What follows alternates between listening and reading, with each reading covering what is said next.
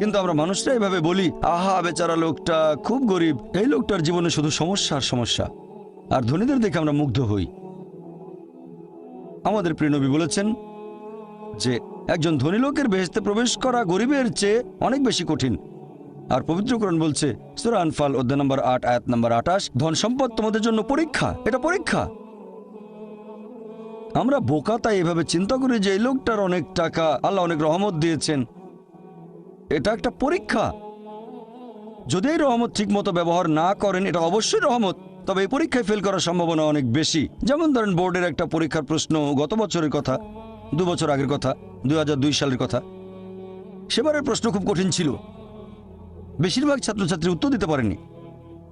পরের বছর সেই প্রশ্নটা আসলো না, তখন এটা বলা বোকামি, ও দুঃখ, এবার তো আসলো না, আপনি তো খুশি হবেন যে এবার আসেনি। তাহলে সম্পদ একটা পরীক্ষা। তাহলে যাদের ধন সম্পদ নেই তাদের জন্য ধনীদের তুলনায় বেহেশতে যাওয়াটা অনেক সহজ।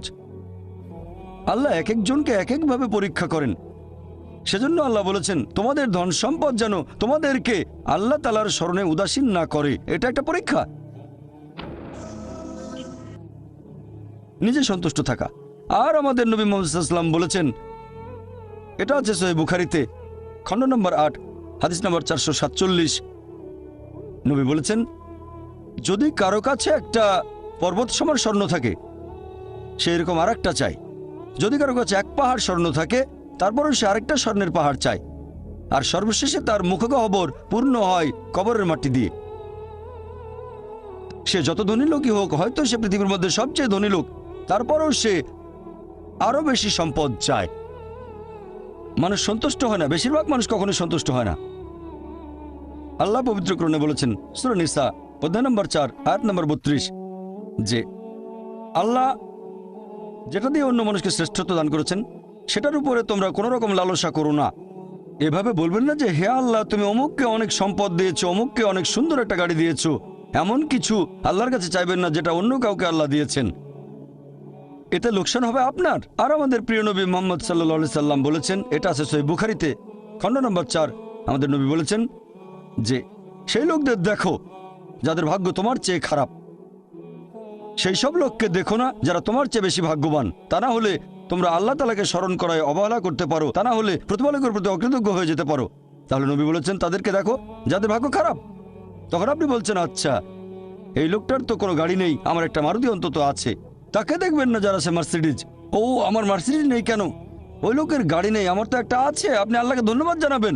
যখন মার্সিডিজ গাড়ির মালিকের সাথে নিজেকে তুলনা করবেন, ও আমার কেন মার্সিডিজ গাড়ি দিলেন না, তাদেরকে দেখবেন যাদের ভাগ্য খারাপ। তাহলে আপনি আল্লাহ সুবহানাহু ওয়া তাআলাকে স্মরণ করছেন। আর এটাই বৈশিষ্ট্য মানুষের। এরকম একটা গল্প যে এক লোকের মনে অনেক দুঃখ, কারণ তার কোনো জুতো নেই। তারপরে সে একটা লোককে দেখলো যার একটা পাই নেই। লোকটা অভিযোগ করতো আল্লাহর কাছে যে জুতো নেই, আল্লাহর কাছে অভিযোগ করতো আমার কোনো জুতো নেই। তারপর সেই লোকটাকে দেখলো যার একটা পা নেই, তখন সে আল্লাহকে ধন্যবাদ জানালো, আমার অন্তত দুটো পা আছে। তাহলে সন্তুষ্ট হওয়া একটা পরীক্ষা। আমাদের নবী মুহাম্মদ সাল্লাল্লাহু আলাইহি ওয়াসাল্লাম বলেছেন, এটা আছে সহিহ বুখারীতে খণ্ড নম্বর ৮ যে সত্যিকারের সম্পদ হচ্ছে সন্তুষ্ট হওয়া, ধন সম্পত্তি নয়।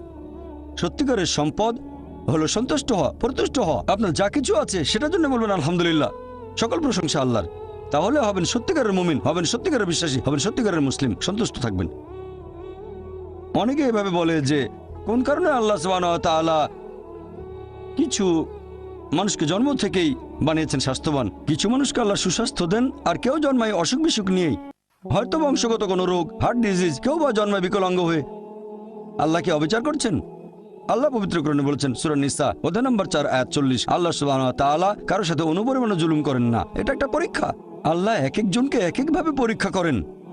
এরকম হতে পারে যে শিশু এখন জন্মাচ্ছে, সে সময় মাসুম, নিষ্পাপ, তার কোনো দোষ নেই।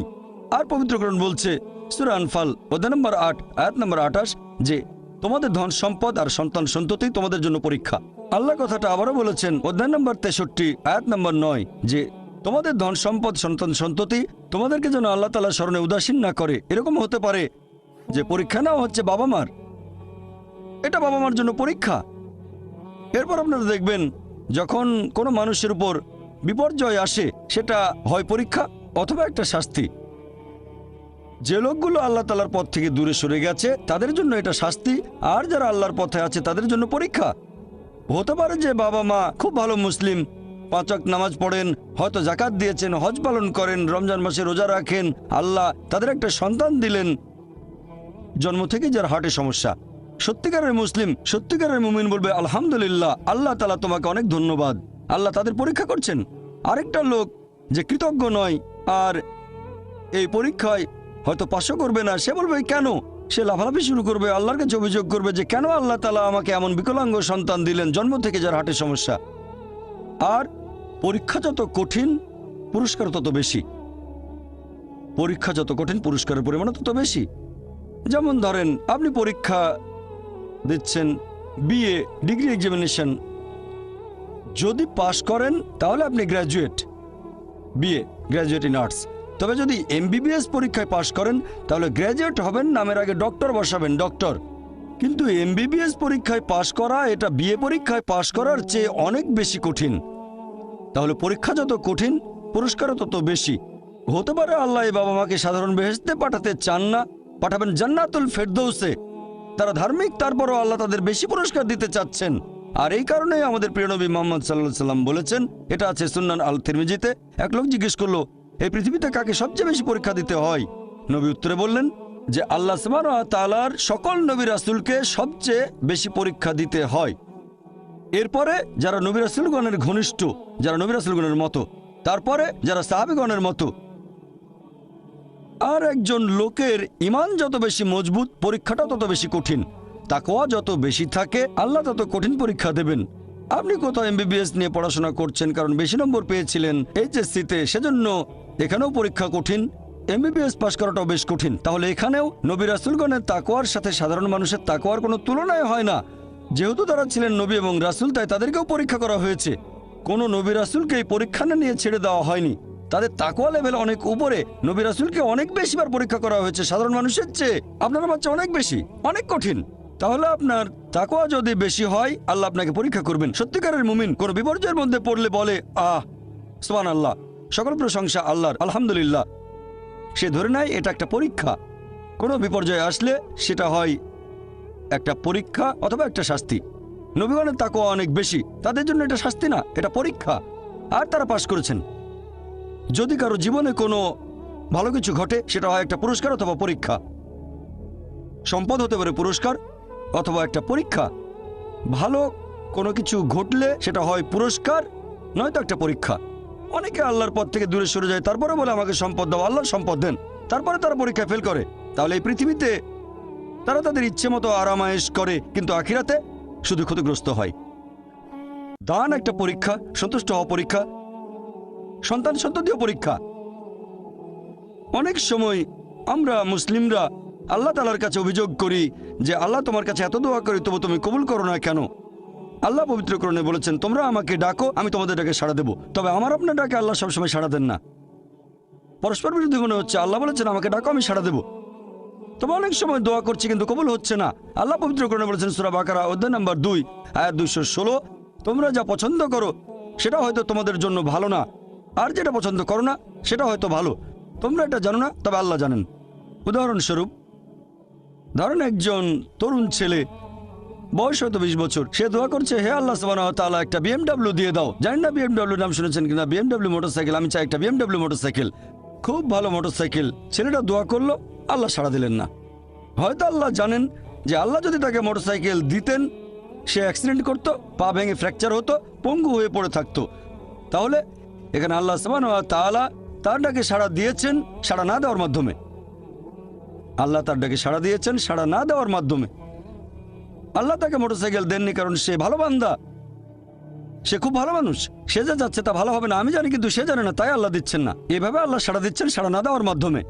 আবার কিছু লোকজন আছে, যেমন আল্লাহ বলেছেন পবিত্র কোরআনে সূরা বাকারা অধ্যায় নম্বর 2 আয়াত 15 ও 16, এখানে ভণ্ডদের কথা বলা হচ্ছে। আল্লাহ তাদের রশি দেবেন, তারা বিভ্রান্তের মতো ঘুরে বেড়াবে। তারা সম্পদ চেয়েছে, আল্লাহ দিয়েছেন।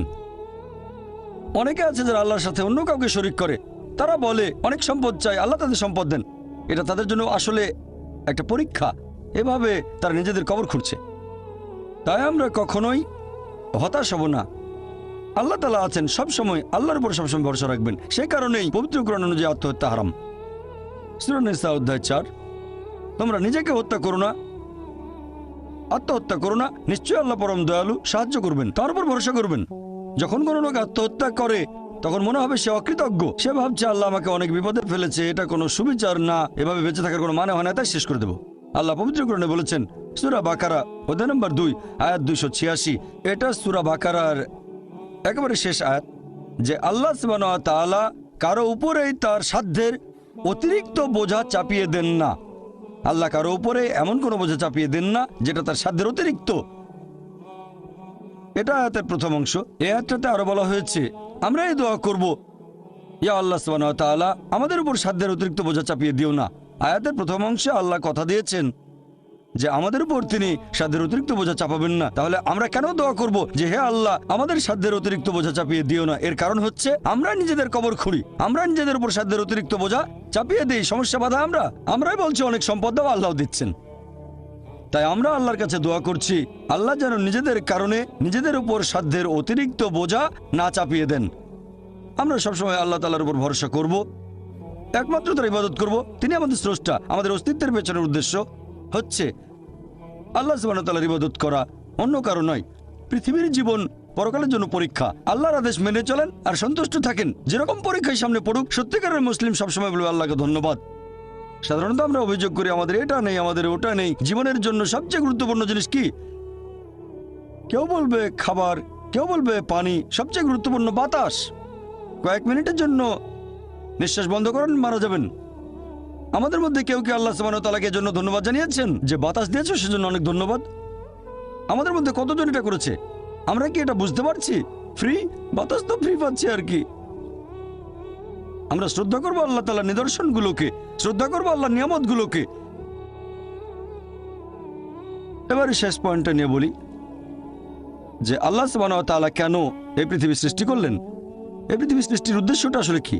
আল্লাহ পবিত্র কোরআনে বলেছেন সূরা ইব্রাহিম অধ্যায় নম্বর 14 আয়াত 32 ও 33 যে আল্লাহ সুবহানাহু ওয়া তাআলা আকাশমণ্ডল ও পৃথিবী সৃষ্টি করেছেন আর আকাশ থেকে পানি বর্ষণ করান, এর সাথে দিয়েছেন ফলমূল। তিনি নৌযানকে মানুষের অধীন করেছেন যাতে সেগুলো আল্লাহর বিধানে সমুদ্রে বিচরণ করে। তিনি মানুষের কল্যাণে নিয়োজিত করেছেন নদীসমূহকে। তিনি তোমাদের জন্য সৃষ্টি করেছেন চাঁদ ও সূর্য, তোমাদের জন্য সৃষ্টি করেছেন রাত ও দিন। তাহলে বিশ্বজগতের এইসব সৃষ্টি এগুলো করেছেন মানুষের জন্য। আল্লাহ এই পুরো বিশ্বজগৎ সৃষ্টি করেছেন মানুষের জন্য। আর এটা আমাদের দায়িত্ব যে আমরা আল্লাহ সুবহানাহু ওয়া তাআলাকে ধন্যবাদ জানাবো এইসব নিয়ামতের জন্য। ধন্যবাদের পাশাপাশি আমাদের দায়িত্ব যে আমরা এই সব কিছুর যত্ন নেব। এই কারণেই আল্লাহ সুবহানাহু ওয়া তাআলা পশু পাখি সৃষ্টি করেছেন। তবে পশু হত্যা করা এটা নিষিদ্ধ, প্রাণী হত্যা নিষিদ্ধ। মুহাম্মদ সাল্লাল্লাহু আলাইহি ওয়াসাল্লাম একটা হাদিস বলছে টার্গেট প্র্যাকটিসের জন্য পশু পাখি হত্যা করো না। হ্যাঁ, যেসব পশুর মাংস খেতে আল্লাহ সুবহানাহু ওয়া তাআলা অনুমতি দিয়েছেন সেটা আমরা খেতে পারি, আল্লাহ যেভাবে বলেছেন সেই নিয়মে, যেভাবে নবী বলেছেন। তবে টার্গেট প্র্যাকটিস, এরকম অনেক লোক দেখি যারা এই নিয়মগুলো ধ্বংস করতে চায়, টার্গেট প্র্যাকটিস করে আর বিভিন্ন পশুর মাথা ঝুলিয়ে রাখে তাদের ড্রয়িং রুমে। আল্লাহ সৃষ্টি করেছেন পাহাড় পর্বত, আমরা সেগুলো জয় করতে চাই, মাউন্ট এভারেস্টের চূড়ায় উঠি। এ পর্যন্ত অনেক মানুষ মারা গেছে, প্রতি বছর মাউন্ট এভারেস্টে উঠতে গিয়ে অনেক মানুষ মারা গেছে। আমরা এই নিয়ামতের জন্য আল্লাহ সুবহানাহু ওয়া তাআলাকে ধন্যবাদ জানাই না। যদিও আল্লাহ তাআলা পবিত্র কোরআনে বলেছেন উট সৃষ্টি করা হয়েছে তোমাদের জন্য, ভার বহনের জন্য। যদিও এগুলো আমাদের জন্য সৃষ্টি করা হয়েছে, আমরা এদের ভালোবাসবো, শ্রদ্ধা করব। এরকম অনেক সহিহ হাদিস আছে, অনেক। একটা হাদিস আছে সহিহ বুখারীতে খণ্ড নম্বর 3 যে একবার একজন মানুষ একটা তৃষ্ণার্ত কুকুরকে পানি খেতে দিয়েছিল, কুয়ার কাছে গিয়ে মোজাই করে পানি এনেছিল, আর এই কাজের জন্য তাকে বেহেশতে দাখিল করা হলো। সহিহ বুখারীতে আছে আরেকটা হাদিস খণ্ড নম্বর 4 একবার এক পতিতা একটা তৃষ্ণার্ত কুকুরকে পানি খেতে দিয়েছিল, এজন্য সে বেহেশত পেল। এক সাহাবা প্রশ্ন করলেন যে কুকুরকে পানি খাওয়ালেও কি আমরা পুরস্কার পাবো? নবী বললেন অবশ্যই, কেন না। চিন্তা করেন যে পশুটাকে ঘরের ভেতরে ঢুকতে নিষেধ করা হয়েছে, যদি সেই পশুকেও পানি খেতে দেন আল্লাহ সেজন্য পুরস্কার দেবেন। একটা হাদিস বলছে একজন বৃদ্ধ মহিলা এক বিড়ালকে বেঁধে রেখে খাবার দিত না, আল্লাহ তাকে দোজখে পাঠালেন। কেন সে বিড়ালটাকে বেঁধে রাখলো, খাবার দিল না? অন্ততপক্ষে বিড়ালটাকে ছেড়ে দিলেও তো সে শিকার করে খেতে পারতো। আর আমাদের এক্সিবিশনে এরকম একটা পোস্টার আছে, আরও অনেক পোস্টার। তাহলে আমরা পশু পাখিকে ভালোবাসবো, যত্ন করব। এছাড়াও গাছপালা লতাপাতা আমরা খেতে পারি যখন প্রয়োজন আমাদের, তবে বিনা কারণে আমরা কোনো গাছপালা কাটবো না, এমনকি যুদ্ধের সময়ও নবী মুহাম্মদ সাল্লাল্লাহু আলাইহি ওয়াসাল্লাম বলেছেন যে তোমরা গাছ কেটে ফেলো না, শস্যে আগুন ধরিয়ে দিও না। তাহলে এগুলো সবই আল্লাহ সুবহানাহু ওয়া তাআলার সৃষ্টি। আর আল্লাহ পবিত্র কোরআনে বলেছেন সূরা আদিয়াত অধ্যায় নম্বর 100, আল্লাহ তাআলা যুদ্ধের সময়ের ঘোড়া সম্পর্কে আল্লাহ এখানে বলেছেন যে ঘোড়া জোড়ে সৈন্যরা যুদ্ধে যায়। আল্লাহ এখানে শপথ করছেন আর বলছেন সূরা আদিয়াত আয়াত 1, 2, 3, 4 আল্লাহ বলেছেন এই ঘোড়াগুলোর খুরের আঘাতে আগুনের ফুলকি ছোটে, সে সময় ধুলোর মেঘ আকাশে ওড়ে, তারা শত্রু দলের ভেতরে ঢুকে পড়ে। বলা হচ্ছে আল্লাহ এখানে শপথ করছেন এই ঘোড়াগুলোকে নিয়ে, যুদ্ধের ময়দানের ঘোড়া, তাদের মধ্যে কোনো রকম ভয় নেই, কারণ তারা তাদের প্রভুর নির্দেশ মানে। যে মানুষটা ঘোড়ার পিঠে থাকে সেই মানুষটার জন্য তারা শত্রু দলের ভেতরে ঢুকে পড়ে। শত্রুর হাতে তরবারি বা অন্যান্য যত অস্ত্রই থাকুক না কেন, সেই ঘোড়া তারপরে সামনে এগিয়ে যায়, কারণ সে প্রভুর নির্দেশ মেনে চলে। আল্লাহ এখানে শপথ করছেন এই ঘোড়াগুলোকে নিয়ে। তারপর আল্লাহ তাআলা বলছেন তবে মানুষ অবশ্যই অকৃতজ্ঞ। তার মানে যুদ্ধের ঘোড়া প্রভুর আদেশ মানতে গিয়ে মরার জন্য প্রস্তুত। এই কারণে ঘোড়াটা মারা যেতে পারে, তারপরও প্রভু আদেশ দিয়েছে বলে এগিয়ে যাচ্ছে। সামনে হয়তো অস্ত্র হাতে শত্রু দাঁড়িয়ে আছে, সামনে গেলে সে মারা যেতে পারে, তারপরও এটা প্রভুর আদেশ। তবে মানুষ জাতি অকৃতজ্ঞ, মোটেও কৃতজ্ঞ নয়। সে কারণে এই পৃথিবীর প্রত্যেকটা মানুষের দায়িত্ব হচ্ছে পৃথিবীর জীবনের এই উদ্দেশ্য পূরণ করা যে আমাদের কোন কারণে সৃষ্টি করা হয়েছে। আল্লাহ সুবহানাহু ওয়া তাআলা আমাদের সৃষ্টিকর্তা, পরম করুণাময়, পরম দয়ালু, পরম ক্ষমাশীল, পরম ন্যায় বিচারক। তাই প্রত্যেকটা মানুষের দায়িত্ব আমরা আল্লাহ সুবহানাহু ওয়া তাআলার ইবাদত করব, আল্লাহ ব্যতীত কারো ইবাদত করব না। আর আমাদের ইহকালের এই জীবন পরকালের জন্য একটা পরীক্ষা। যদি আল্লাহর আদেশ মেনে চলি বেহেশতে যেতে পারবো, যদি না মানি পরীক্ষায় ফেল করব, জাহান্নামে যেতে হবে। আর আমরা সেই সব নিয়ামতগুলো যত্ন নেব যেগুলো আল্লাহ আমাদের দিয়েছেন। আমার লেকচার শেষ করার আগে কোরআনের একটা আয়াতের উদ্ধৃতি দিচ্ছি। সূরা আলে ইমরান অধ্যায় নম্বর 3 আয়াত 110 বলা হয়েছে, কুনতুম খায়রা উম্মাতিন উখরিজাত লিন-নাস, হে মুসলিম তোমরা শ্রেষ্ঠ উম্মত, মানব জাতির জন্য আবির্ভূত। আমাদের বলা হয়েছে খায়রা উম্মাহ, শ্রেষ্ঠ উম্মত। যখনই কোনো সম্মান পাবেন তখনই আপনাকে দায়িত্ব পালন করতে হবে, দায়িত্ব পালন না করলে সম্মান পাবেন না। আর দায়িত্বের কথা এই আয়াতেই আছে। আল্লাহ বলেছেন তা'মিরুনা বিল মারুফি ওয়া তানহাউনা আনিল মুনকার ওয়া তু'মিনুনা বিল্লাহ, কারণ তোমরা সৎ কাজে নির্দেশ দাও, অসৎ কাজে নিষেধ করো এবং আল্লাহকে বিশ্বাস করো। প্রত্যেক মানুষের দায়িত্ব হচ্ছে প্রচার করা, সে যতখানি জানে। যদি সৃষ্টির পেছনের উদ্দেশ্যটা জানেন সেটা অন্যদের বলেন। আমাদের সৃষ্টি করা হয়েছে আল্লাহ সুবহানাহু ওয়া তাআলার ইবাদত করার জন্য, অন্য কারো না। ইহকালের জীবন পরকালের জন্য পরীক্ষা। মানুষকে আহ্বান করেন সত্যের পথে, সত্যের পথে চলে আসতে বলেন। তা'মিরুনা বিল মারুফি ওয়া তানহাউনা আনিল মুনকার, অর্থাৎ মানুষকে বলবেন ভালো কাজ করতে আর খারাপ কাজ করতে বাধা দেবেন। এটা প্রত্যেক মুসলিমের দায়িত্ব, দাওয়া দেয়া বাধ্যতামূলক। যদি আমরা সৎ কাজের নির্দেশ না দেই আর যদি মানুষকে অসৎ কাজে বাধা না দেই তাহলে নিজেদের মুসলিম বলার যোগ্য নই, বলতে পারবো না আমরা খায়রা উম্মাহ, শ্রেষ্ঠ উম্মত। কোরআনের একটা আয়াত বলে আমার লেকচার শেষ করছি। সূরা নাহল অধ্যায় 16 আয়াত 125 বলা হয়েছে, উদু ইলা সাবিলি রাব্বিকা বিল হিকমা ওয়াল মুআযিজাতিল হাসানা ওয়াজাদিল বিল্লাতি আহসান, মানুষকে তোমার প্রতিপালকের পথে আহ্বান করো হিকমত ও সদুপদেশ দ্বারা, এবং তাদের সাথে তর্ক করো, তাদের যুক্তি দেখাও উত্তম ও গ্রহণযোগ্য পন্থায়। ওয়া আখিরি দাওয়ানা আলহামদুলিল্লাহি রাব্বিল আলামিন। এখন আমরা শুরু করব প্রশ্নোত্তর পর্ব। অনুষ্ঠান শুরু করার আগে এই পর্বের নিয়মকানুনগুলো বলি, যাতে করে এই সীমিত সময়টাকে সঠিকভাবে ব্যবহার করতে পারি। আপনাদের সামনে 4টা মাইক, যে কোনো একটার পেছনে লাইন দিয়ে দাঁড়ান। একটা মাইক রয়েছে মহিলাদের জন্য, পুরুষদের জন্য 3টা মাইক। একটা মাইক আছে পেছনে, একটা আমার ডান দিকে আর একটা এদিকে আমার বাম পাশে। আপনারা প্রশ্ন করার সময়ে দয়া করে আপনাদের নাম এবং পেশা বলবেন। মনে রাখবেন, এখানে প্রশ্ন করবেন, কোনো লেকচার দেবেন না। তাই প্রশ্ন করার সময় আপনারা সংক্ষিপ্ত আর যথাযথভাবে করবেন। আমি ভলান্টিয়ারদের অনুরোধ করব, যারা মাইকের পাশে আছেন আপনারা দয়া করে প্রথমেই সুযোগ দেবেন অমুসলিম ভাইদের, যারা লাইনে দাঁড়িয়ে আছেন ডক্টর জাকিরকে প্রশ্ন করার জন্য। অমুসলিম ভাইয়েরা সামনে এগিয়ে আসুন। প্রশ্ন করার ক্ষেত্রে অমুসলিম ভাইদের আগে সুযোগ দেওয়া হবে। জাকির বললেন, ঈশ্বর আমাদের সৃষ্টিকর্তা, তিনি কেবলমাত্র একজন। 2 নম্বর, ঈশ্বর মানুষকে সৃষ্টি করেছেন তার ভালোবাসা থেকে। 3 নম্বর, ঈশ্বর কাউকে করেছেন ধনী বা গরিব, স্বাস্থ্যবান বা অসুস্থ, এই সবই আসলে পরীক্ষা। একইভাবে খ্রিস্টানরা বিশ্বাস করে ঈশ্বর কেবলমাত্র একজন। 2 নম্বর, ঈশ্বর মানুষকে সৃষ্টি করেছেন তার ভালোবাসা থেকে। 3 নম্বর, ইসলাম ধর্মের মতোই এই সব কিছু দিয়ে আসলে পরীক্ষা করা হচ্ছে। এখন আমি আপনার কাছ থেকে এটা জানতে চাচ্ছি, ভুল বুঝবেন না, আমি খ্রিস্টান নই। ভাই আপনি প্রশ্ন করলেন যে খ্রিস্টান ধর্মেও এটা আছে ইসলামের মতো যে ঈশ্বর একজন, ঈশ্বর তার সৃষ্টিকে ভালোবাসেন। আর আপনি প্রশ্ন করলেন এখানে পার্থক্যটা কি? খ্রিস্টান ধর্ম আর ইসলামের পার্থক্য জানতে চান নাকি? এদের পার্থক্য না, আপনি এটা আমাকে কিভাবে বোঝাবেন? একটু আগেই আপনি বললেন ইসলাম ধর্ম বাদে অন্য কোনো ধর্মের ইবাদতই গ্রহণ করা হবে না। আচ্ছা আচ্ছা ভাই, সুন্দর প্রশ্ন করেছেন। এবার আপনার প্রশ্নটা বোঝা যাচ্ছে। প্রথমে আপনি একটা মন্তব্য করেছিলেন, প্রশ্নবোধক চিহ্ন থাকলে বোঝা যায়, মন্তব্য হলে প্রশ্ন খুঁজে নিতে হয়। ইসলাম ধর্মে ইবাদতের বিভিন্ন কার্যকলাপের সাথে অন্যান্য ধর্মের ইবাদতের মধ্যে পার্থক্যটা কি, ইসলামে আলাদা কি আছে? খ্রিস্টান ধর্ম বলছে ঈশ্বর একজন, আরও বলছে যে ঈশ্বর আমাদের ভালোবাসেন। ইসলাম বলছে আল্লাহ একজন, ইসলাম বলছে আল্লাহ তার সৃষ্টিকে ভালোবাসেন। ইসলাম ইবাদত করতে বলছে খ্রিস্টান ধর্ম, তাই বলছে এখন এই ইবাদতের মধ্যে পার্থক্যটা কি ইসলাম আর খ্রিস্টান ধর্মে? অথবা ইসলাম ধর্মে আলাদা এমন কি আছে যেটা অন্য কোনো ধর্মে নেই, বিশেষ করে খ্রিস্টান ধর্ম? ভাই, যদি আপনি একটু মনোযোগ দিয়ে কোরআন পড়েন সঠিকভাবে, আমার লেকচারে বিভিন্ন বিষয় ব্যাখ্যা করেছি, এরপর যদি বাইবেলও পড়েন সঠিকভাবে, যদি সঠিক ব্যাখ্যা পড়েন, আমরা জানি যীশু খ্রিস্ট বা ঈসা আলাইহিস সালাম আল্লাহ সুবহানাহু ওয়া তাআলা প্রেরিত একজন নবী ও রাসূল। সেই মুসলিম আসলে মুসলিম নয় যদি সে যীশু খ্রিস্টকে নবী বলে বিশ্বাস না করে। আমরা মানি যে তিনি অলৌকিকভাবে জন্মেছিলেন কোনো পুরুষের হস্তক্ষেপ ছাড়াই। আমরা মানি যে তিনি হলেন মসীহ অর্থাৎ খ্রিস্ট। আমরা মানি যে তিনি আল্লাহর নির্দেশে জন্মান্ধর কুষ্ঠরোগীদের সুস্থ করেছিলেন। আমরা মানি যে তিনি আল্লাহর নির্দেশে মৃত মানুষকে জীবন দিয়েছেন।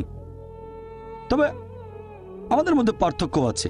অনেক খ্রিস্টান আছে যারা বলে যে যীশু খ্রিস্ট নাকি নিজেকে ঈশ্বর বলে দাবি করেছিলেন। তাহলে একটা হলো বাইবেলের সাথে পার্থক্য, আর একটা পার্থক্যের জায়গায় হচ্ছে খ্রিস্টানরা যেটা মনে করে, যেটা প্র্যাকটিস করে, এটার সাথে যে পার্থক্য। অনেক খ্রিস্টান বলে যে যীশু খ্রিস্ট নিজেকে ঈশ্বর বলে দাবি করেছিলেন। যখন তারা বলে যে ঈশ্বর একজন, তারা বলে যীশু খ্রিস্ট হলেন সর্বশক্তিমান। আর এই ব্যাপারটাতে আমরা মুসলিমরা আপত্তি জানাই। গোটা বাইবেলে একেবারে পরিষ্কার করে বলা এমন একটা অনুচ্ছেদ পাবেন না যেখানে যীশু খ্রিস্ট তার নিজের মুখে বলেছেন যে আমি ঈশ্বর অথবা আমার উপাসনা করো। তাহলে একজন সাধারণ খ্রিস্টানের কাছে ইবাদত করা হলো যীশু খ্রিস্টের ইবাদত বা উপাসনা করা।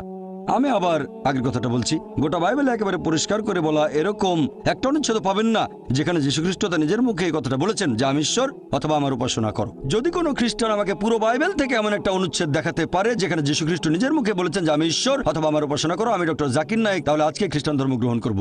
তরবারের নিচে আমি আমার মাথা রাখছি। আমি অন্য মুসলিমদের পক্ষ নিয়ে কথা বলছি না, কারণ বাইবেল পড়লে দেখবেন এটা বলা হচ্ছে গসপেল অফ জন অধ্যায় নম্বর 14 অনুচ্ছেদ 28, যীশু খ্রিস্ট নিজের মুখে বলেছেন আমার পিতা আমার চেয়ে মহান। গসপেল অফ জন অধ্যায় নম্বর 10 অনুচ্ছেদ 29, আমার পিতা সবার চেয়ে মহান। গসপেল অফ ম্যাথিউ অধ্যায় নম্বর 12 অনুচ্ছেদ 28, আমি ঈশ্বরের আত্মার সাহায্যে শয়তানকে তাড়িয়ে দিই। গসপেল অফ লুক অধ্যায় 11 অনুচ্ছেদ 20, আমি ঈশ্বরের আঙুলের সাহায্যে শয়তানকে তাড়িয়ে দিই। গসপেল অফ জন অধ্যায় 5 অনুচ্ছেদ 30, আমি নিজের থেকে কিছুই করতে পারি না, আমি যেমন শুনি তেমন বিচার করি, আর আমার বিচার ন্যায্য, কারণ আমি আমার ইচ্ছা পূরণ করি না, আমার পিতার ইচ্ছা পূরণ করি। যদি কেউ বলে আমি নিজের ইচ্ছা পূরণ করি না, আল্লাহর ইচ্ছা পূরণ করি, সে মুসলিম। সেজন্য আমার লেকচারে বলেছিলাম যে যীশু খ্রিস্ট আসলে ছিলেন একজন মুসলিম। কোরআন এটা বলছে সূরা আলে ইমরান অধ্যায় 3 আয়াত 52, আবার আছে গসপেল অফ জন অধ্যায় 17 অনুচ্ছেদ 3, এই হলো অনন্ত জীবন যাতে তোমরা জানতে পারো যীশু খ্রিস্টকে যাকে ঈশ্বর পাঠিয়েছেন। এরপর আছে গসপেল অফ জন অধ্যায় 14 অনুচ্ছেদ 24, যে কথাগুলো শুনছো সেগুলো আমার নয় বরং আমার পিতার যিনি আমাকে পাঠিয়েছেন। এরপর পরিষ্কার বলা হয়েছে বুক অফ অ্যাক্টস অধ্যায় 2 অনুচ্ছেদ 22, হে ইসরায়েলবাসী মনোযোগ দিয়ে শোনো, নাজারেত শহরের যিশু ঈশ্বর মনোনীত একজন মানুষ, তোমাদের মাঝে অনেক অলৌকিক কাজ করবে, ঈশ্বর তাকে দিয়ে করাবেন, তোমরা তার সাক্ষী থাকবে। ঈশ্বর মনোনীত মানুষ তোমাদের মাঝে সে অলৌকিক কাজ করবে যেগুলো ঈশ্বর তাকে দিয়ে করাবেন, তোমরা তার সাক্ষী থাকবে। তাহলে যীশু খ্রিস্ট ছিলেন আল্লাহ তাআলার গুরুত্বপূর্ণ একজন নবী, তবে তিনি আল্লাহ নন। কখনোই বলেননি আমার ইবাদত করো। তবে দুর্ভাগ্যজনকভাবে খ্রিস্টান চার্চ এখন প্রচার করে মোক্ষ লাভের কথা। বাইবেলে স্বর্গের কথা বলা হয়েছে, নরকের কথা বলা হয়েছে, তবে ইহকালের জীবনের উদ্দেশ্যটা সেখানে বিস্তারিত বলা হয়নি। এ ব্যাপারে কেউ কিছু বলেনি, তবে পল কিছু কথা বলে গেছেন।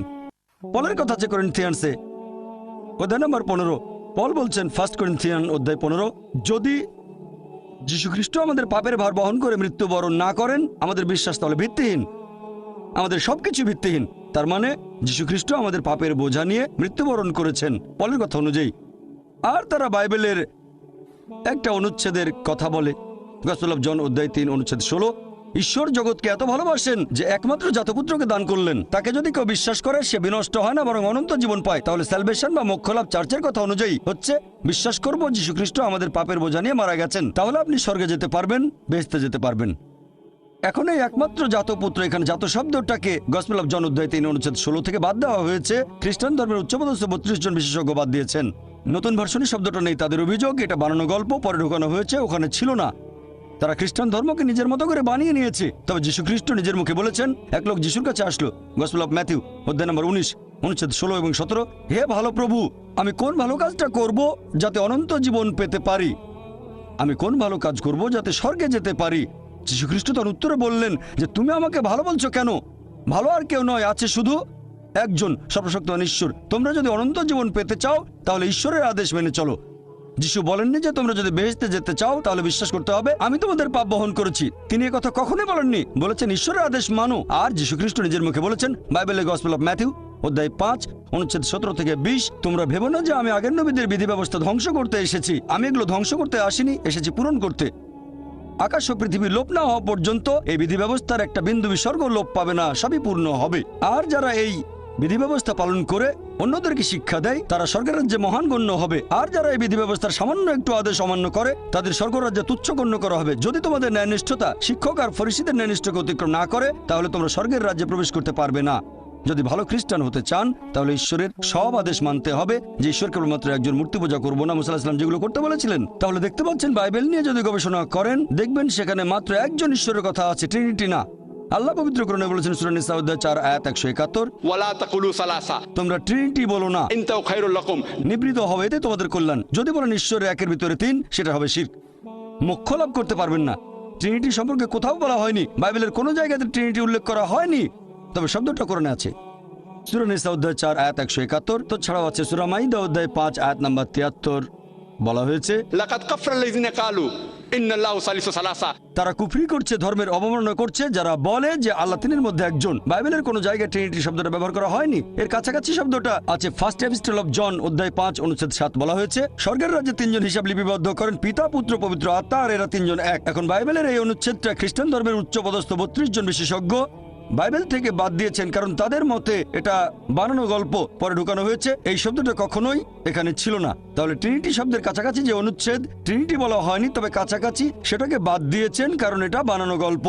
তাহলে বুঝতে পারছেন, যদি যাচাই করতে চান কোনটা সঠিক বাইবেলে, তখন দেখবেন ফুরকান, এটাই হলো মানদণ্ড। এই মানদণ্ডই বলবে কোনটা সঠিক কোনটা বেঠিক। যদি তুলনা করে দেখেন আর খ্রিস্টানদের বাইবেল পড়েন, বাইবেলে কখনোই বলা হয়নি যে যীশু খ্রিস্ট সর্বশক্তিমান ঈশ্বর।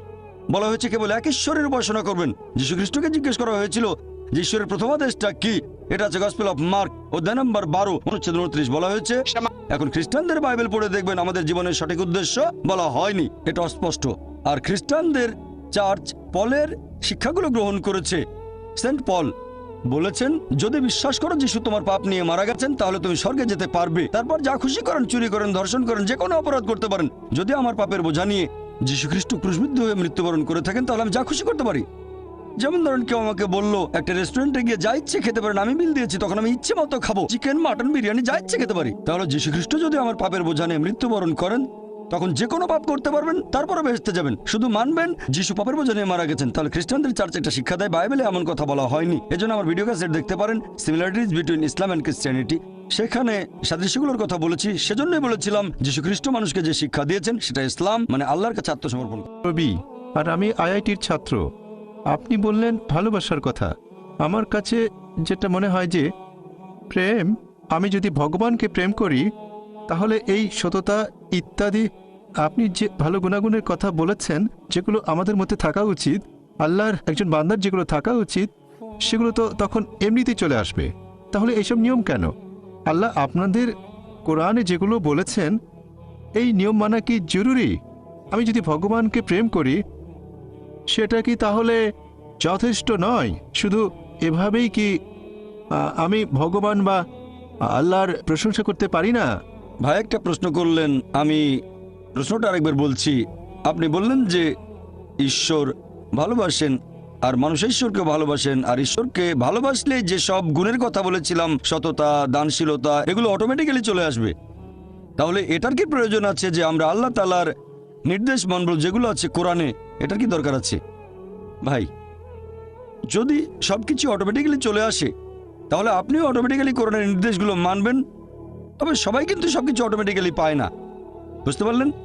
তাহলে আল্লাহ যেটা চান, আপনি যদি সৃষ্টিকর্তাকে ভালোবাসেন, যেমন ধরেন আমি বললাম আমার মাকে আমি ভালোবাসি, আমি আমার মাকে ভালোবাসি, আমার মা আমাকে বলল বাচ্চা আমার মিথ্যে বলো না, আমি বললাম মাকে ভালোবাসি, কিন্তু মিথ্যে বললে ক্ষতি কি? আমার মা বলল আমাকে এক গ্লাস পানি দাও, মা তোমাকে খুব ভালোবাসি, তোমাকে পানি খাওয়াতে পারবো না। আমি অসুস্থ, কয়েকটা ট্যাবলেট এনে দাও, মা আমি তোমাকে খুব ভালোবাসি। যদি আমার মায়ের নির্দেশগুলো না মেনে চলি, তাহলে এই ভালোবাসা দিয়ে কি হবে? এটা মূল্যহীন, শুধু মুখের কথা। সেজন্য আল্লাহ পবিত্র কোরআনে বলেছেন সূরা আনকাবুত অধ্যায় নম্বর 29 আয়াত নম্বর 2, যদি শুধু মুখে বলো ঈমান এনেছি, আল্লাহ তোমাদের পরীক্ষা করবেন। যদি বলেন আল্লাহকে ভালোবাসেন, আমি আল্লাহকে ভালোবাসি, আল্লাহ এতে ছেড়ে দেবেন না, অবশ্যই পরীক্ষা করবেন। শুধু যদি বলেন আল্লাহকে ভালোবাসি, শুধু যদি বলেন ঈমান এনেছি, আল্লাহকে বিশ্বাস করি, অবশ্যই আল্লাহ আমাদের পরীক্ষা করবেন। তাহলে এই জীবন একটা পরীক্ষা। এরপর যখন পরীক্ষা দিতে যাবেন, আপনি যদি সেই পরীক্ষার নিয়ম কানুন না জানেন, তাহলে সমস্যা হবে। যেমন ধরেন আপনি একটা পরীক্ষা দিতে বসবেন, প্রথমে আপনি দেখবেন সেই পরীক্ষার সিলেবাসটা কি, তারপর সেই সিলেবাস অনুযায়ী পড়বেন। এখন আল্লাহ বেশ কিছু কথা বলেছেন, আমি আপনার সঙ্গে একমত। কিছু জিনিস বা গুণ যেমন সততা, দানশীলতা, এগুলো মানুষের ভেতরে থাকে, আল্লাহ এগুলো দিয়েছেন। তবে অনেক কিছুই তো আমরা জানি না। মদপান না করাটা ভেতরে থাকে না, দানশীলতার ব্যাপারটা মানুষের ভেতরে থাকে, মানে থাকতে পারে। যেমন কাউকে অত্যাচার করলে আপনার খারাপ লাগতে পারে, কিছু জিনিস আমাদের ভেতরে থাকে। জুয়া না খেলাটা ভেতরে থাকে না। তাহলে কিছু জিনিস ভেতরে আছে আর কিছু নেই।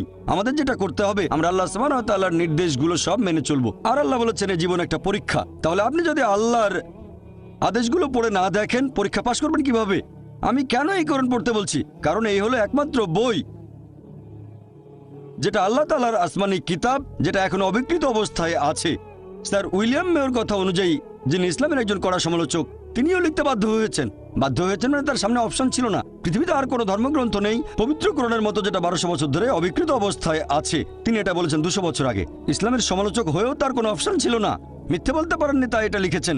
আপনারা যদি আল্লাহ সুবহানাহু ওয়া তাআলার সবগুলো আসমানি কিতাব একটু ভালো করে দেখেন, আল্লাহ অনেক ওহী পাঠিয়েছেন। আমরা এরকম 4টার নাম জানি, তাওরাত, জাবুর, ইনজিল আর কোরআন। তাওরাত হলো সেই আসমানি কিতাব যেটা নাজিল হয়েছিল মুসা আলাইহিস সালামের উপর। জাবুর হলো সেই আসমানি কিতাব যেটা নাজিল হয়েছিল দাউদ আলাইহিস সালামের উপর। ইনজিল হলো সেই আসমানি কিতাব যেটা নাজিল হয়েছিল যিশু আলাইহিস সালামের উপর। আর কোরআন হলো সেই আসমানি কিতাব যেটা নাজিল হয়েছিল সর্বশেষ ও চূড়ান্ত নবী মুহাম্মদ সাল্লাল্লাহু আলাইহি সাল্লামের উপর। আর আল্লাহ পবিত্র কোরআনে বলেছেন সূরা রদ অধ্যায় 13 আয়াত নম্বর 38, আমি প্রত্যেক যুগে ওহী প্রেরণ করেছি। অনেক আসমানি কিতাব নাজিল হয়েছে, সময়ের সাথে সাথে সেগুলো বিকৃত হয়ে গেছে। একমাত্র যে আসমানি কিতাব এখন অবিকৃত অবস্থায় আছে সেটা পবিত্র কোরআন। সেজন্য আমি বলেছি, যদি আল্লাহর সত্যিকারের আদেশগুলো মেনে চলতে চান তাহলে কোরআন পড়েন। আর আপনি যদি হিন্দু হন, জিজ্ঞেস করতে পারেন এটা কিভাবে প্রমাণ করবেন। সেজন্য আমার লেকচার শুনবেন, অনুষ্ঠিত হবে 18 জানুয়ারি রবিবার, সিমিলারিটিজ বিটুইন হিন্দুইজম অ্যান্ড ইসলাম। মাইকে আমার নাম প্রসন্ন, এমবিবিএস এর ছাত্র। স্যার, আপনি বললেন যে প্রয়োজন ছাড়া পশু হত্যা করা ঠিক না, টার্গেট প্র্যাকটিস বা শিকারের জন্য। বর্তমানে পৃথিবীতে একজন মানুষ ভেজিটেরিয়ান হয়েও সুস্থভাবে আর সুন্দরভাবে থাকতে পারে। তাহলে শুধুমাত্র খেতে সুস্বাদু বলে এই পশুদের হত্যা করা আপনার মতে সঠিক না ভুল? ভাই প্রসন্ন খুব সুন্দর প্রশ্ন করেছেন, আর টপিকের সাথে খুবই প্রাসঙ্গিক। আমি আমার লেকচারে বলেছি পশু পাখি হত্যা করা উচিত না, তারা আল্লাহর সৃষ্টি, যদি না খাওয়ার প্রয়োজন হয়। টার্গেট প্র্যাকটিস করবেন না। তাহলে মুসলিমরা কেন পশু হত্যা করে? ভেজ খেয়ে সুস্থ থাকতে পারে আপনার মতে, এমবিবিএস এর একজন ছাত্র। তাহলে শুধু ভালো স্বাদের জন্য কেন প্রাণী হত্যা? ভাই 1 নম্বর পয়েন্ট, একজন মুসলিম পুরো ভেজিটেরিয়ান হয়েও খুব ভালো মুসলিম হতে পারে। কোরআনের কোনো আয়াত বা কোনো হাদিস বলছে না যে এটা বাধ্যতামূলক, এটা ফরজ ননভেজ খাওয়া, পশুর মাংস। ভেজিটেরিয়ান হয়েও আপনি খুব ভালো মুসলিম হতে পারেন। তবে আল্লাহ সুবহানাহু ওয়া তাআলা পবিত্র কোরআনে বলেছেন সূরা মাইদা অধ্যায় নম্বর 5 আয়াত নম্বর 1, তোমাদের জন্য খাদ্য সব চতুষ্পদ প্রাণী যেগুলো তোমাদের জন্য হালাল, সেই সব চতুষ্পদ তোমাদের জন্য হালাল, উল্লেখিত পশুগুলো বাদে। আল্লাহ বলেছেন সূরা নাহাল অধ্যায় নম্বর 16 আয়াত নম্বর 5 যে আল্লাহ তোমাদের জন্য চতুষ্পদ জন্তু সৃষ্টি করেছেন যাতে তোমরা তাদের মাংস খেতে পারো। পবিত্র কোরআনে সূরা মুমিনুন অধ্যায় 23 আয়াত 21 যে নিশ্চয়ই গবাদি পশু তোমাদের জন্য একটি নিদর্শন, কারণ তাদের শরীরের ভেতর থেকে তোমাদের জন্য দুধ উৎপাদন করি, এতে তোমাদের জন্য উপকারিতা আছে, আর এদের মাংস তোমরা খেতে পারো। সৃষ্টিকর্তা আল্লাহ সুবহানাহু ওয়া তাআলা আমাদের অনুমতি দিয়েছেন এই মাংস আমরা খেতে পারবো, তাহলে আমরা কেন খাবো না? এবার আপনার যুক্তিটাতে আসি যে এই গবাদি পশুর মাংস, আপনি তো এমবিবিএস এর ছাত্র, আমিও মেডিকেল ডাক্তার, এমবিবিএস পাস করেছি। এমবিবিএস এর ছাত্র হিসেবে এটা হয়তো পড়েছেন, আমি জানি না, ফার্স্ট ইয়ারে পড়ে থাকতে পারেন আপনি, যে কিছু অ্যামিনো অ্যাসিড আমাদের শরীরে সংশ্লেষিত হয় না, এগুলোকে বলা হয় এসেনশিয়াল অ্যামিনো অ্যাসিড। এরকম 8টা অ্যামিনো অ্যাসিড। এখন এই 8টা অ্যামিনো অ্যাসিড খাবারের মাধ্যমে সরবরাহ করা হয়। খাবারের মাধ্যমে সরবরাহ করা না হলে শরীরে ক্ষতি হতে পারে। পৃথিবীর কোনো ভেজিটেবলে আপনি এই 8টা অ্যামিনো অ্যাসিডের সবগুলো পাবেন না, এরকম নেই। একমাত্র যে খাবার এই 8টা অ্যামিনো অ্যাসিডের সবগুলো সরবরাহ করে থাকে, সেটা হচ্ছে মাংস, মাছ, মাংস জাতীয় খাবার। মাংস জাতীয় খাবারে থাকে প্রচুর প্রোটিন, অনেক ভিটামিন, প্রচুর আয়রন থাকে। এটা স্বাস্থ্যকর। তবে আমি জানি যে আপনি ননভেজ খাবার না খেয়েও স্বাস্থ্যবান থাকতে পারবেন, অবশ্যই এটা সম্ভব। আপনি সুষম খাদ্য খেলেন, নিয়মিত চেক আপ করালেন ইত্যাদি, সম্ভব বলছি না স্বাস্থ্যবান হতে পারবেন না। তবে খাবারটা যখন স্বাস্থ্যকর তখন খাবেন না কেন?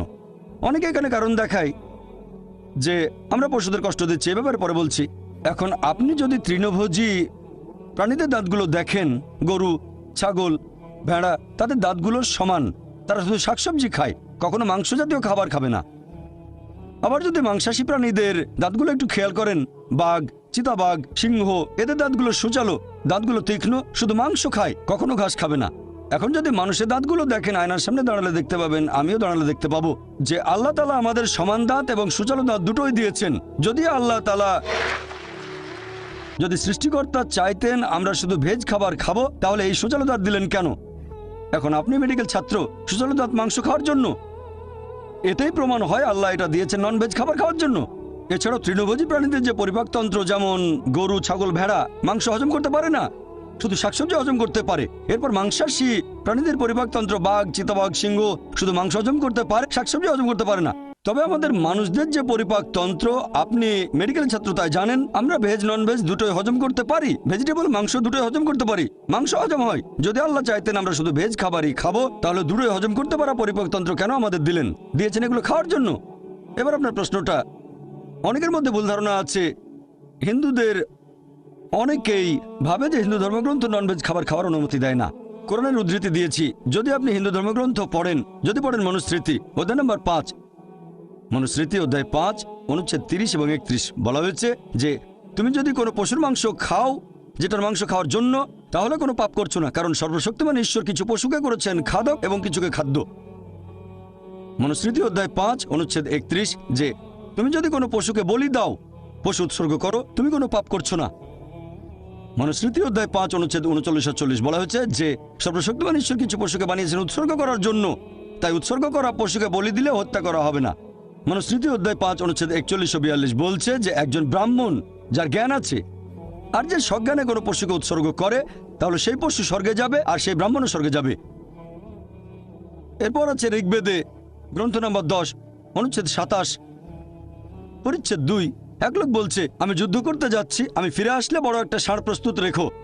এরপর ঋগ্বেদ গ্রন্থ নম্বর 10 অনুচ্ছেদ 28 পরিচ্ছেদ 4 বলা হয়েছে যে ইন্দ্র তিনি বলছেন আমার খাওয়ার জন্য ষাঁড় প্রস্তুত রেখো, ষাঁড়ের মাংস খাবে। এরপর যদি পড়েন মহাভারত অনুশাসন পর্ব অধ্যায় নম্বর 88, সেখানে পড়লে দেখবেন কথাটা মনুস্মৃতিতেও আছে অধ্যায় নম্বর 3 অনুচ্ছেদ 266 থেকে 277।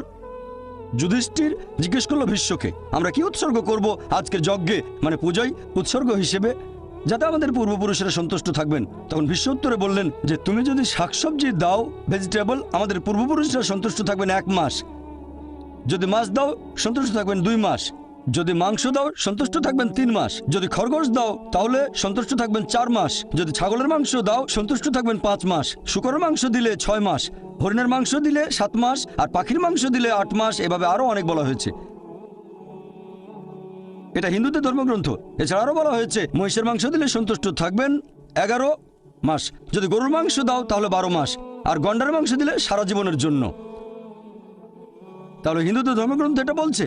হিন্দুদের বিভিন্ন ধর্মগ্রন্থ আমাদের অনুমতি দিয়েছে যে আমরা ননভেজ খেতে পারবো, এমনকি গরুর মাংস। এটা আমার কথা না, সবগুলো রেফারেন্স বলেছি আমি, চেক করে দেখতে পারেন, এটা পুরোপুরি সঠিক। এবারে লজিক্যাল কারণটা একটু দেখি যে আমাদেরকে কেন পশু পাখির বিভিন্ন ক্ষতি করতে হবে। আমরা তো ননভেজ খাবার খেয়েই বেঁচে থাকতে পারি। মানুষ একটা লজিক দেখায় যে পশু হত্যা করা খুব বড় অপরাধ, আর একটা গাছ হত্যা করা কম অপরাধ, কারণ গাছের জীবন নেই, এটাই তাদের লজিক। আগেকার হিন্দু মুনি ঋষিরা ননভেজ খেতেন, গরুর মাংস তারা খেতেন, তবে তাদের প্রভাবিত করেছে জৈনরা।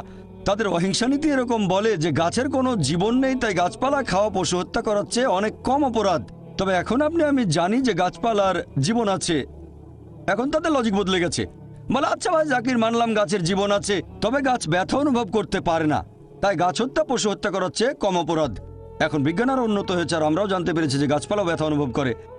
গাছপালার নার্ভাস সিস্টেম আছে, ব্যথা অনুভব করে, গাছ কাঁদতেও পারে, অনেক সময় খুশি হয়, আবার কখনো দুঃখ পাই। তবে গাছপালার কান্না আমরা মানুষরা শুনতে পাই না, কারণ মানুষ যে তরঙ্গের শব্দ শুনতে পারে সেটা 20 সাইকেল পার সেকেন্ড থেকে 20,000 সাইকেল পার সেকেন্ড পর্যন্ত। এর নিচে বা উপরে মানুষ শুনতে পায় না। আপনারা হয়তো সাইলেন্ট ডগ হুইসেল দেখেছেন, কুকুর 40,000 পার সেকেন্ড পর্যন্ত শুনতে পারে। তাহলে এই হুইসেলের শব্দটা মানুষের শ্রবণযোগ্য তরঙ্গের উপরে, মানে 20,000 সাইকেল পার সেকেন্ডের উপরে, তবে 40,000 সাইকেল পার সেকেন্ডের নিচে। মালিক হুইসেল বাজালে মানুষ শুনতে পাবে না, কিন্তু কুকুর শুনে চলে আসবে। এখন গাছপালাও কাঁদে, কিন্তু আমরা শুনতে পাই না। কান্না শুনতে পাই না, তার মানে এই না যে তাদের অত্যাচার করব, যদি এটাকে অত্যাচার বলেন। একবার এক লোক বলেছিল যে ভাই জাকির, আমি মানছি গাছপালার জীবন আছে, গাছপালা ব্যথা অনুভব করে, তবে গাছপালার ইন্দ্রিয় মাত্র 2-3টা, পশু পাখির 5টা ইন্দ্রিয়। এজন্য গাছ হত্যা করাটা ছোট অপরাধ পশু হত্যার চেয়ে। আমি বললাম আচ্ছা ভাই, তর্কের খাতিরে আপনার কথা মানলাম, গাছে 2টো ইন্দ্রিয়, পশু পাখির 5টা আছে। এখন ধরেন আপনার এক ভাই জন্ম থেকেই বোবা আর কালা, 2টো ইন্দ্রিয় কম, বলতে পারে না, শুনতে পারে না। বড় হওয়ার পরে একটা লোক তাকে মেরে ফেললো, তখন কি জজের কাছে গিয়ে বলবেন, ও মাই লর্ড, খুনিকে একটু কম শাস্তি দেবেন কারণ আমার ভাইয়ের 2টো ইন্দ্রিয় কম ছিল? আপনি তো বলবেন ওকে আরো বেশি শাস্তি দেন, আমার ভাই মাসুম, একেবারে নিষ্পাপ, আমার ভাইকে মারলো কিভাবে?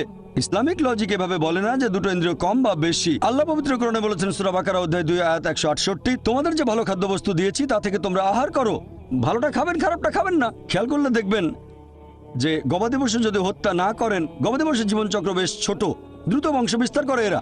খাবারের জন্য গবাদি পশু হত্যা না করলে একসময় মাত্রাতিরিক্ত গবাদি পশু সমস্যা হয়ে দাঁড়াবে। গরু, ছাগল, ভেড়া খুব দ্রুত বংশ বিস্তার করে এরা। আর একজন ভারতীয় যদি ননভেজ খাবার খেতে না চায় তাতে আমার কোনো সমস্যা নেই। আপনি ননভেজ না খেতে চাইলে আমার তাতে কোনো সমস্যা নেই, ব্যক্তিগতভাবে আমি খুশি, কারণ সব ভারতীয় আর হিন্দুরা ননভেজ খাওয়া শুরু করলে তো মাংসের দাম অনেক বেড়ে যাবে। এবারের প্রশ্ন মহিলাদের মধ্য থেকে আমি দেখতে পাচ্ছি। আপনারা এবার সুযোগ পাবেন। বোন, আপনি প্রশ্ন করুন। আসসালামু আলাইকুম। এই প্রশ্নটা আসলে টপিকের সাথে প্রাসঙ্গিক নয়, তবে আমাদের এক বোন এই ব্যাপারে আপনার মতামতটা জানতে চাচ্ছেন। আমরা ছেলে মেয়েদের সেকুলার স্কুলে পাঠাচ্ছি, এতে করে তারা ইসলামী মূল্যবোধ থেকে দূরে সরে যাচ্ছে।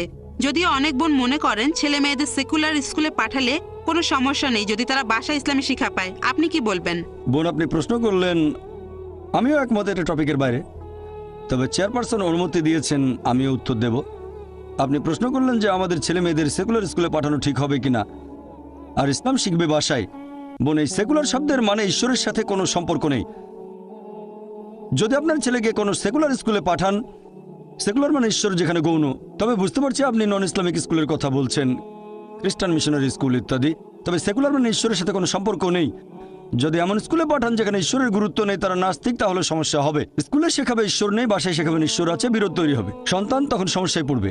এটা বাদে যদি অন্য কোনো স্কুলে পাঠান যারা ভুল জিনিস শেখায়, যারা আল্লাহ ব্যতীত অন্য কারো উপাসনা করা শেখায়, যেমন খ্রিস্টানরা প্রতিদিন সকালে যীশু খ্রিস্টের উপাসনা করে, বাসায় শেখালেন যীশু খ্রিস্টকে উপাসনা করা শিরক, সন্তান দ্বিধাদ্বন্দ্বে পড়ে যাবে। আপনি কি করছেন জানেন? এখানে সন্তানের জন্য সমস্যা তৈরি করছেন। এখানে তাই আমরাই, বাবা মায়ের দায়িত্ব সন্তানকে এমন পরিবেশ দেয়া যেটা হবে সঠিক পরিবেশ। এখানে সন্তানকে বেঁধে ফেলছেন, হাত পা বেঁধে সুইমিং পুলে নামিয়ে দিয়ে বলছেন এবার সাঁতার কাটো। কিভাবে সাঁতার কাটবে? তাই বোন, আমি এখানে বলবো পার্থিব জ্ঞান আমাদের কাজে লাগবে, এটা গুরুত্বপূর্ণ। মানুষ জাতির উদ্দেশ্যে কোরআনে আল্লাহ তাআলার প্রথম নির্দেশ সূরা ইকরা অধ্যায় 96 আয়াত নম্বর 1, সেটা ইকরা মানে পাঠ করো, মানে শিক্ষিত করা। আমাদের প্রিয় নবী বলেছেন এটা সব মুসলিমের জন্য আবশ্যিক, হোক পুরুষ বা নারী জ্ঞান আহরণ করবে। তাহলে জ্ঞান অর্জন আবশ্যিক, দুটোই প্রয়োজন, ধর্মীয় শিক্ষা পাশাপাশি পার্থিব শিক্ষা, এই দুটোই গুরুত্বপূর্ণ। তবে সাবধান থাকবেন পার্থিব শিক্ষা গ্রহণ করার সময় ধর্মীয় শিক্ষা যেন পিছিয়ে না পড়ে, আর এখানে দুটোই থাকতে হবে। ভালো হয় সন্তানকে এমন স্কুলে পাঠান যেখানকার শিক্ষার সাথে বিরোধ নেই আল্লাহ সুবহানাহু ওয়া তাআলার নির্দেশের। তবে সবচেয়ে ভালো যে স্কুলে 2 ধরনের শিক্ষাই দেয়া হয়। চিন্তা করেন, এমন স্কুলে পাঠালেন যেখানে পড়ানো হয় ডারউইনের থিওরি যে মানুষ বাঁদর থেকে এসেছে। আল্লাহ বলেছেন আমরা এসেছি আদম এবং হাওয়া থেকে। সন্তান দ্বিধাদ্বন্দ্বে পড়ে যাবে, কতগুলো দ্বিধা দূর করতে পারবেন? সবচেয়ে ভালো ইসলামিক স্কুল, কিন্তু দুর্ভাগ্যজনকভাবে আমাদের ইসলামিক স্কুলের সংখ্যা অনেক কম। তবে আলহামদুলিল্লাহ সুম্মা আলহামদুলিল্লাহ, এখন ভারত সহ পুরো পৃথিবী জুড়েই অনেক ইসলামিক স্কুল গড়ে উঠেছে। কিছু স্কুল ভালো মানের, কিছু মাঝারি মানের, আবার কিছু নিচু মানেরও আছে। এখন আমাদের উচিত তাদের সাহায্য করা যারা এরকম স্কুল চালু করছে। আলহামদুলিল্লাহ, আমাদের Islamic research foundation IRF educational trust 3 বছর আগে একটা স্কুল চালু করেছে বোম্বেতে। এটার নাম ইসলামিক ইন্টারন্যাশনাল স্কুল। আমরা চেষ্টা করি সন্তানদের সেই শিক্ষা দিতে যেটা আমরা পাইনি ছোটবেলায়, আমাদের যেটা ঘাটতি ছিল। এই স্কুল শুরু করেছি, আর ইনশাল্লাহ এখানে ফর্মাল শিক্ষার পাশাপাশি এটাকে আমি সেকুলার বলবো না, অঙ্ক সাবজেক্ট সেকুলার না, বিজ্ঞান সেকুলার না। আমি এটাকে বলি ফর্মাল শিক্ষা, কারণ বিজ্ঞান একটা ইসলামিক সাবজেক্ট আমার মতে। অঙ্ক ইসলামিক সাবজেক্ট, বিখ্যাত অনেক গণিতজ্ঞ মুসলিম, বিখ্যাত অনেক বিজ্ঞানী মুসলিম।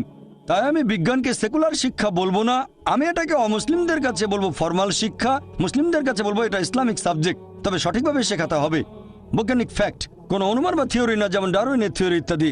তাহলে আমাদের সন্তানদের সঠিক পরিবেশ দেওয়াটা গুরুত্বপূর্ণ। খেয়াল রাখবেন যেন সঠিক শিক্ষা পায়, এটাই সবচেয়ে ভালো। যদি এমন কোনো স্কুলে সন্তানকে পাঠান যারা ভুল জিনিস শিক্ষা দেয়, তারপর আপনি আমার বাসায় তাকে আল্লাহ সুবহানাহু ওয়া তাআলা সম্পর্কে বললেন, ধর্ম সম্পর্কে বললেন, বোন এটা আগুন নিয়ে খেলা, আমি বলবো কোনো ইসলামিক স্কুলে দেন, আশা করি উত্তরটা পেয়ে। আজকে এখানে আসতে পেরে খুব ভালো লাগছে, যদিও আমি একজন অমুসলিম। পবিত্র বাইবেলের ওল্ড টেস্টামেন্টে একথা বলা আছে যে ঈশ্বর রাত এবং দিন সৃষ্টি করলেন একেবারে প্রথম দিনে। তারপরে ঈশ্বর সৃষ্টি করলেন সূর্য এবং চাঁদ। সূর্য যদি না থাকে তাহলে দিন আর রাত কিভাবে আসবে? একইভাবে পবিত্র কোরআনে বলা হয়েছে যে সূর্য পৃথিবীর চারপাশে ঘুরে। এটা আছে 21 অধ্যায়ের 22 নম্বর আয়াতে। কোরআনে যে ঈশ্বর বিশ্ব জগৎকে নিয়ন্ত্রণ করে, আমার সন্দেহ হচ্ছে ঈশ্বর কি বিশ্বজগৎ সৃষ্টির সময় কোনো রকম ভুল করেছিলেন? আর আমার মতে পবিত্র বাইবেল আর কোরআনের এই কথাগুলো আধুনিক বিজ্ঞানের বিরুদ্ধে। একটু ব্যাখ্যা করেন। ভাই আপনার নামটা বলবেন, আর কোরআনের ব্যাপারে যেটা বললেন আমি ঠিকমতো শুনতে পাইনি। প্রথমে আপনার নাম, আর কোরআন যে কথাটা বলছে যে সূর্য, কোরআনের সূরা নম্বর 6 6 নম্বর সূরা কি সূর্য প্রদক্ষিণ করে? আপনি বললেন 21, 22 অধ্যায় 21 আয়াত 22, অধ্যায় নম্বর 21 আয়াত 22 যে সূর্য প্রদক্ষিণ করে। না, সম্ভবত এটা 6 নম্বর সূরাতে। আচ্ছা, তবে 21 নম্বর অধ্যায়ের 22 নম্বর আয়াত বলছে ঈশ্বর বিশ্ব জগৎ নিয়ন্ত্রণ করেন। হ্যাঁ, আপনার মতে এটা বিজ্ঞানের বিপক্ষে যায়। হ্যাঁ, ভাই আপনি প্রশ্ন করলেন, বললেন যে খ্রিস্টানদের বাইবেল পড়েছেন আর বাইবেলের কয়েকটা অনুচ্ছেদ উল্লেখ করলেন, এরপর কোরআনের ব্যাপারে রেফারেন্সটা আপনি বলেননি। বললেন বাইবেলে আছে ঈশ্বর প্রথম দিনে সৃষ্টি করলেন দিবস এবং রাত্রি। আপনি যেটা বলেছেন সেটা আছে বাইবেলের প্রথম বইতে, বুক অব জেনেসিস অধ্যায় 1 অনুচ্ছেদ